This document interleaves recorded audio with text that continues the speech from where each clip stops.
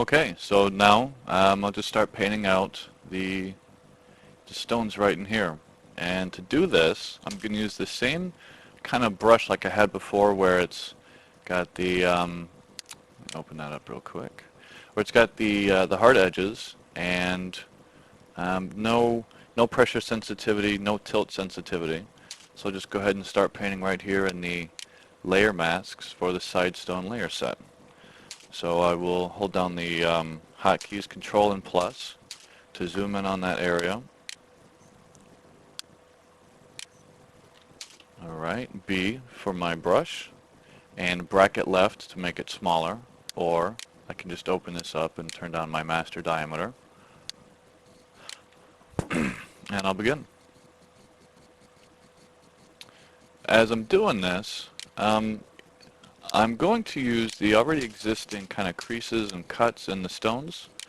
I'll be relying on those most. Every once in a while I'll round out an edge or bring in, make a little small curved cut right in there. I'll need to give it a little bit of just kind of a difference as I go along. I don't want to make each one of these cuts the same. Otherwise it starts to look too uniform, and when your texture starts to look very uniform, that's when it gets killed. That's when it loses that kind of air of individuality and uniqueness. It doesn't really exist in a certain place anymore. It's kind of cookie cutter. You notice that if you ever go to large like suburban areas where each house looks exactly the same, it's kind of eerie. And it's the same with textures too. Okay, bring that in, round out this corner. Stone right there. Cut a little bit too much out, so I'll bring that back in there. Probably decrease my brush size a little bit so I can put some small aberrations in the stone. Again, nothing too fancy.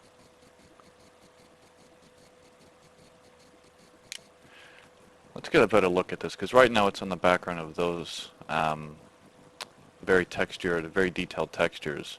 So when I'm painting on a background, I like to, that was a Control-Shift-N, by the way. If you're working on a PC, Control-Shift-N for new layer, or Apple Shift-N if you're working on a Mac. So background, just call that background. I can drag this layer all the way down to the bottom. You see that? See how that line gets real dark right there? That's where I know. That's how I know it's going to go below that. If I wanted to play this layer in a layer set, I'd actually drag it on the word, and see how the word highlights there? If I drop it right there, it's going to go in the layer set. If I open the layer set up, go way down to the bottom, I've got this background. I don't want it there. So close this out. Control Z to undo. So let's bring this down right here. Another way to do this is to actually use Control bracket left and Control bracket right. So Control bracket left brings the layer down, and Control bracket right brings the layer up. So I'll now flood with the black, so Alt backspace, and I will hide everything leading up to that. So here we go. This is much easier to see.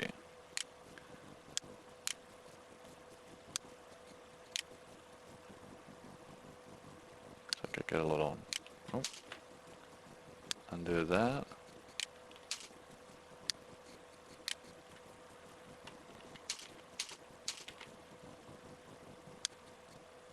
Pull out a little bit right there of that stone. Don't want it too perfect. A castle as beat up as this one wouldn't look good if it had a bunch of perfect edges. I'll bring this one in deep right there. See how we get those rounded corners? I use my brush, and I'll decrease the brush size to make those just a little bit more. There we go, a little bit more square.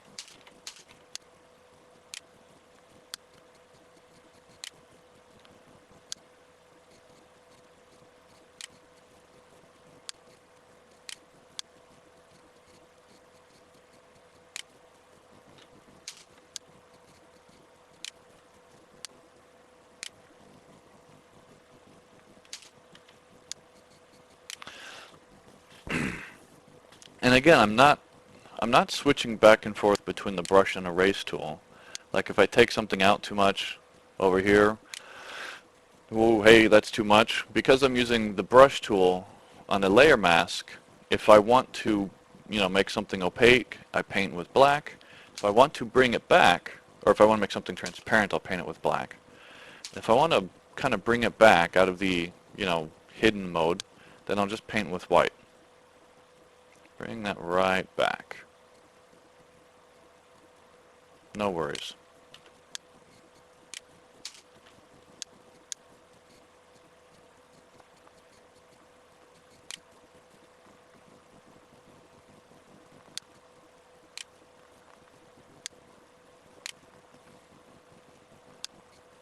We'll chip this stone here.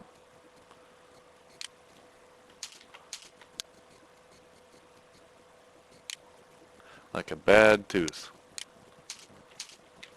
Pull this stone out.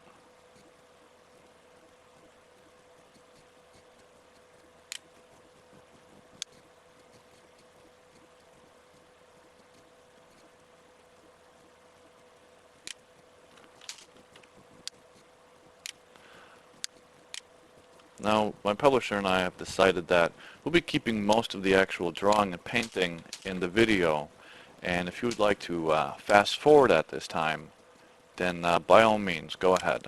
If you want to keep watching and see all the different details, then please.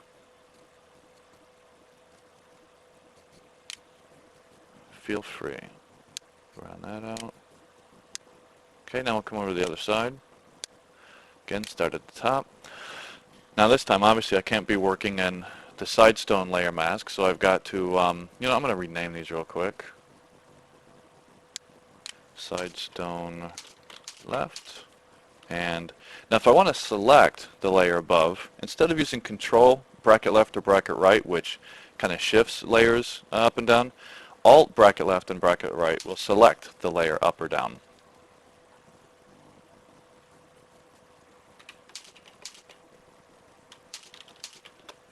So Alt, bracket left. And notice how it jumps between visible layers, so it's not selecting any invisible layers. When we get into the automation area of the tutorial, being able to select bracket left and bracket right will be a big use when we start getting into actions.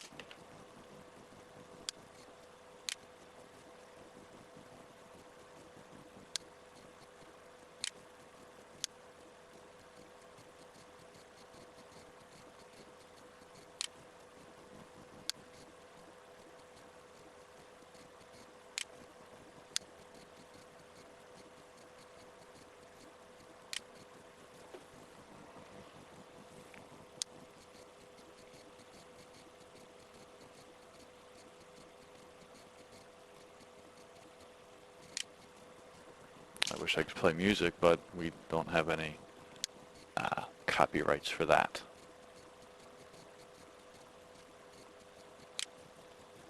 Some of those stones, I'll have them right there, I'll have them link up together just to kind of show that they've weared together over time.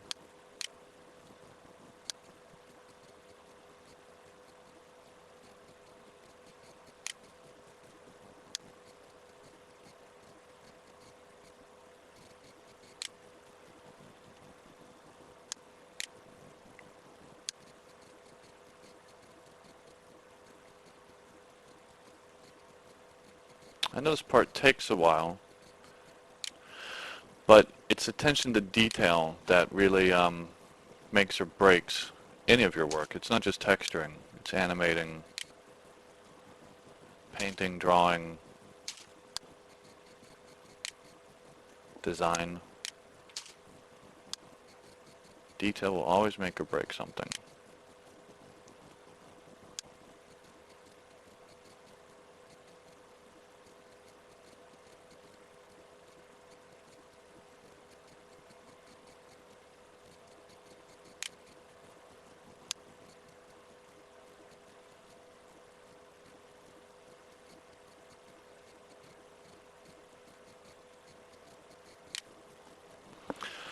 So I'm using the hard edge brush because I don't want I don't want any soft edges. Stone obviously is not one of the more soft materials known to man, and so it doesn't make any sense for me to use like a soft brush on hard stone.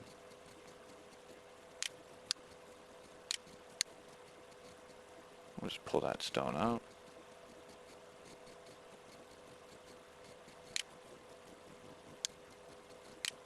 Alright. Control 0. And oh, look at that. Got a little bit more to go right down through here. Thought I was done.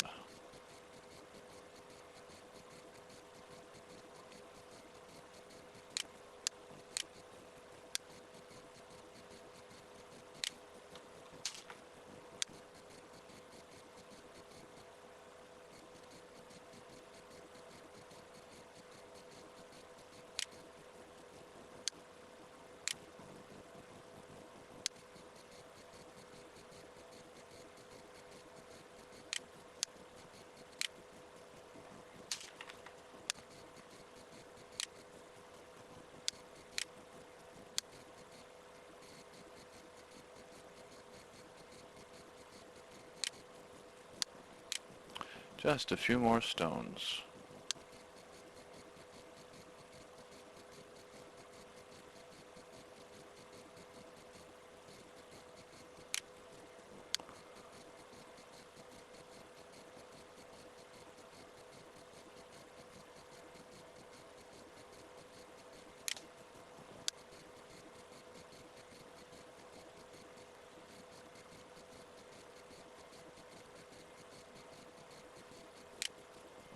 Alright.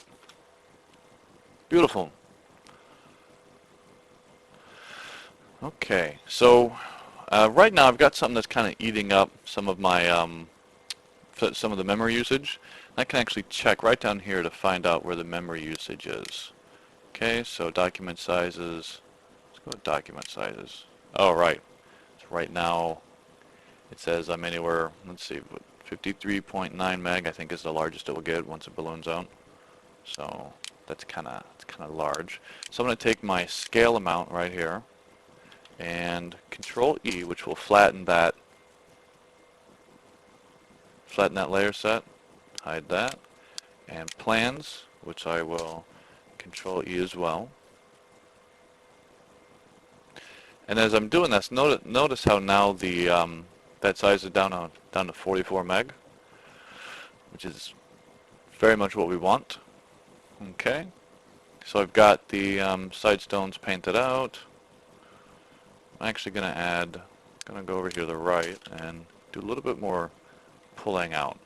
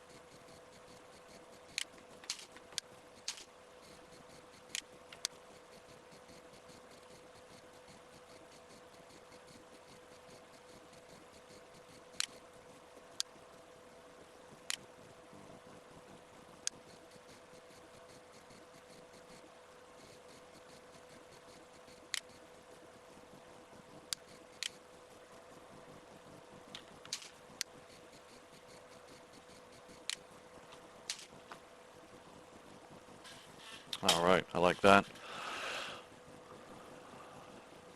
Okay, so I'm going to turn these layers back on. Door stone, stone facade, rubble, wood. Okay. So now I'm going to start getting into layer effects. Layer effects in Photoshop are what I'm going to use to do a bunch of the initial lighting of the different objects. So my stones, right now everything looks very, let me get the move tool going on here. Right now everything looks very flat. These stones are flat. Oh,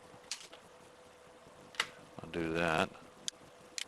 The stones are flat, the wood is flat, the door, everything's flat. There's no depth separation between anything. And obviously that, like, we can't have that because this is this texture just does not cut it. So one of the challenges of a texture artist is to take like a 2D surface and give it a fake 3D depth. Okay, so we'll start with layer effects. Layer effects are right down here. Let me click on, start with the door. We'll go with something real easy. The door. Okay, and add a layer style. Alright, layer style. Add a layer style. So the first thing we want to add is we're going to drop the door in. I don't want it to stick out from the stone. It'll be recessed into the stone right here. So I'm going to shrink up my layer my layer palette here real quick. There we go. We will do an inner shadow.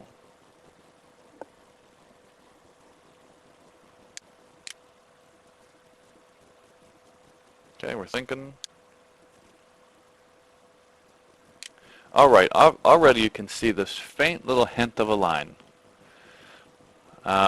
So some of the basic attributes for these different layer styles or layer effects are blending mode and the color, the opacity. The shadows are, multiplies, set to 75%. Angle, this is a pretty big one, and use global light. I like to turn this off, but I'll show what it does real quick here in a few seconds. Then there's distance, there's choke and size, and each one of these, like the drop shadow, has distance, spread, and size, outer glow. Each has its own technique for getting done what it needs to get done. And as I update that, you can see how it's changing everything. We'll go ahead and undo those. We'll uncheck those and we'll start with inner shadow. So the angle right now says it's coming from the top left, which it is. And this is a little preview box going on over here. We'll set 90 degrees as the angle. Increase our distance a little bit. So you can see as I increase this distance, that shadow gets longer. When I increase the size also, and watch what happens when I increase the size. If I increase it too much, it looks like that. But because I wanted to have that feeling of being set into the door, I'm actually going to make the size relatively large. That way we get the sense of the shadow on the left and right as well. So that's receding just a little bit from everything else. That's with no size, and that, there we go. Stick with that right there. Choke, kind of like the blur factor. So no choke, a lot of blur. All choke, no blur.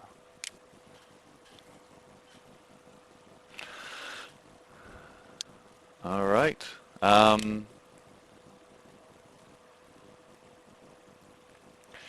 So here's what it looks like with different colors in the multiply. If we use a dark red, dark blue, and every time I do it, it updates.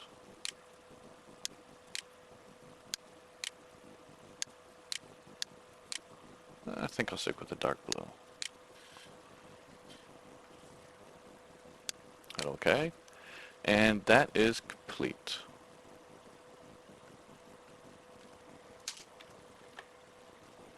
Okay, so now we need to separate the stones up here from the wood planks inside, and also from the stone out here from the rubble beneath.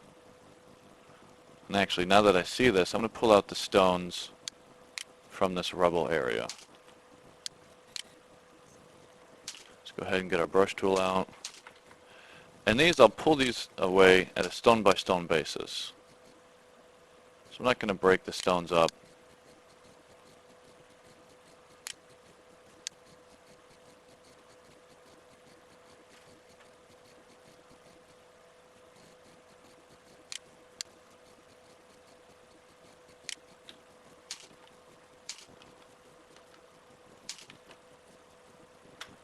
Okay, we'll go in here to the other side.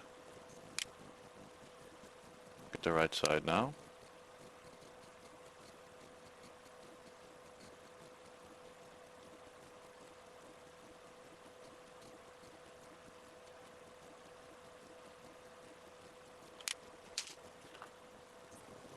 All right.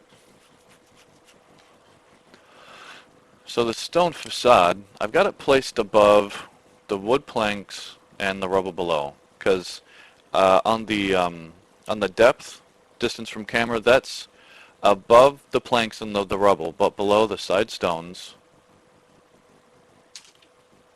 and the door. So let's go ahead and do this time instead of an inner shadow, where the object kind of casts a shadow on itself, we'll do a drop shadow. So this will cast a shadow on everything beneath it. Now already you can see that line show up. Now what I'm going to do this time is I will start playing around with these values, but actually do it outside of the screen so you can watch what happens up here. Okay, so I'm going to increase the distance, increase the size,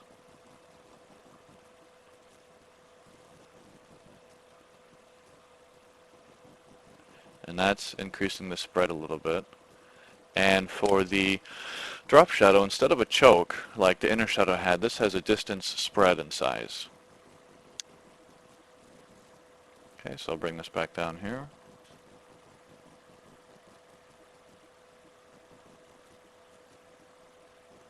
Now as I increase the size,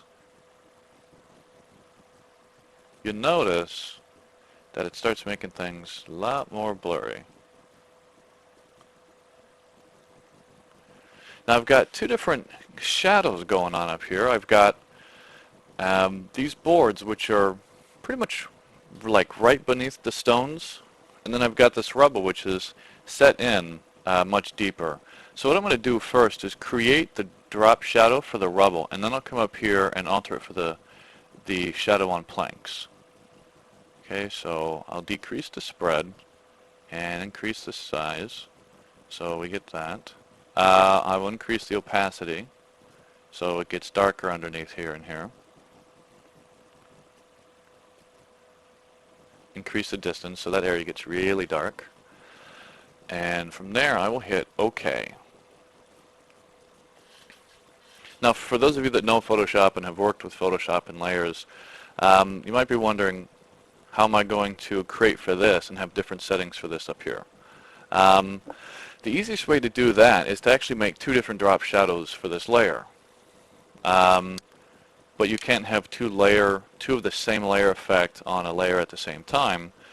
But what I'll do to fix that is right mouse click over here on this layer effect, and I'll go to this thing called Create Layer. And it shows you a warning that says some aspects of the effects cannot be reproduced with layers. Alright. So, we've now got this as a new layer. All that work that we just did is now not a layer. It's now not a layer style or a layer effect. It's now actually its own layer. And you'll notice that it's a multiply, and the fill is at 83% because I turned up the opacity. And what this allows me to do now is I can add this to a layer mask. So, or I can give this its own layer mask rather. So I can control select this layer, give it a layer mask. My color was black, so I will fill with black.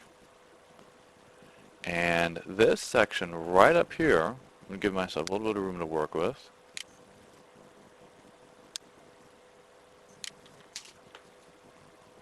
I can take everything up here, and flooding with the color black, I can knock that out. So I've now got a shadow right in here that's much deeper and softer and darker than I would have up here. So we'll go through the process again. Drop shadow. This time, again, I've got my options down here, but I'll talk you guys through it so you can watch it happen up on the screen. Now this time I'm assuming that the boards are much closer to the wood, or the boards are much closer to the stones than, say, this rubble is way back here.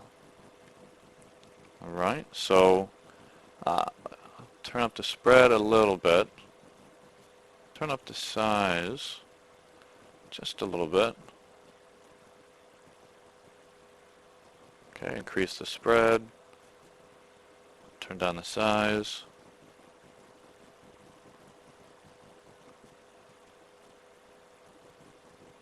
Increase the distance a little bit.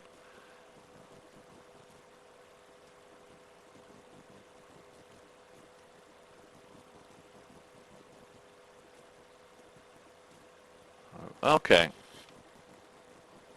I like that. So I'm going to stick with that. So my distance is 9, my spread is 25, and my size is 13. My blend mode is multiply, the color is black, and the opacity is 75%, the angle is 90, and I still have use global light turned on. Alright. Now once I hit OK, again I've got this nice layer effect over here, but one thing, the next thing we're going to fix is that this right here is still really, really flat. Like, we're obviously not getting any of the, we're not seeing the underside of the stone in there. It looks like the stone is paper thin. So obviously that's the next thing we'll need to fix. Okay, but I'll keep this. Now because this is a layer set, I've got, it's showing up down here as well. And if I want to turn my layer set on, or my layer effect off, just push this visibility button right here. If it turns out that I don't like the layer effect, I can just drag drop this right here. But I do like it, so I'm not going to, and I will create this as a layer also. Okay. Now do the same thing as before, control select this, select that layer, turn it into a layer mask, flood with black, and this time I'll take everything down here